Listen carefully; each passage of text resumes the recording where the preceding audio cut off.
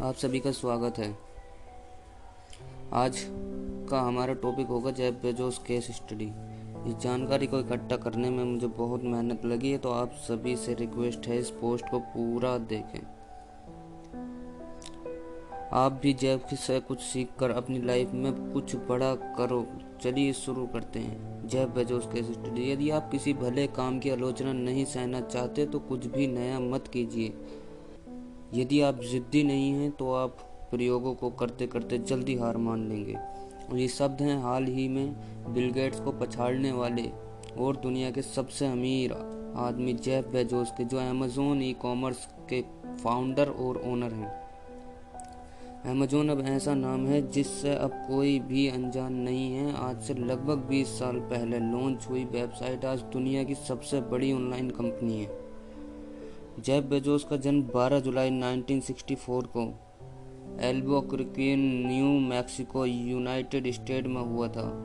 उनको जन्म देने वाली उनकी मां जैकलीन बेजोस उस वक्त 17 साल की थीं, नाबालिग युवती थीं, और जब जेफ 3 साल के थे तब उनके पिता जेफ और उनकी मां के बेसहारा छोड़कर चले गए थे।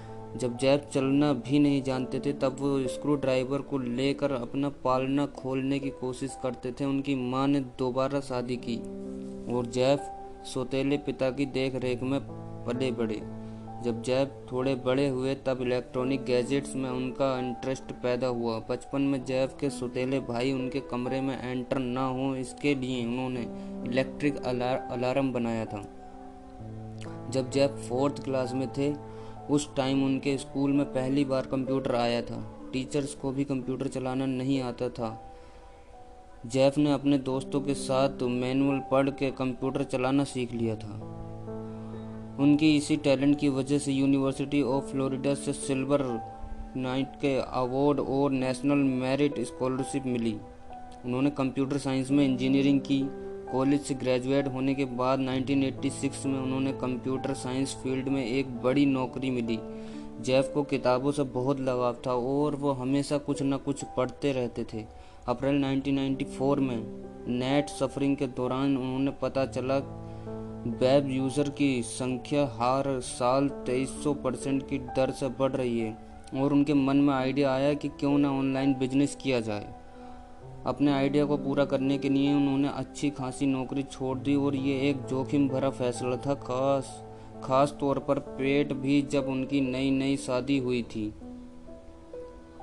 अब सवाल ये था कि नेट पर बेचा क्या जाए। काफ़ी विचार के बाद उन्होंने ऑनलाइन बुक सेलिंग का आइडिया आया। उन्होंने 1994 में अपनी ऑनलाइन कंपनी की स्थापना की और 1996 में इसकी शुरुआत की।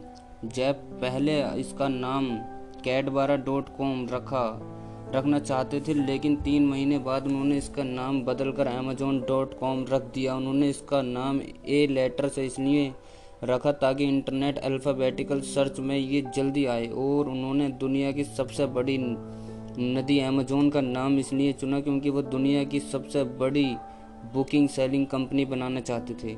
उनकी वेबसाइट ऑनलाइन बुक स्टोर के रूप में शुरू हुई थी, बट बाद में ये डीवीडी सॉफ्टवेयर, इलेक्ट्रॉनिक्स और दूसरे सामान बेचने लगी। जेफ ने अपनी कंपनी की शुरुआत अपने घर के गैराज से की थी, जहां सिर्फ 3 कंप्यूटर और कर्मचारी थे।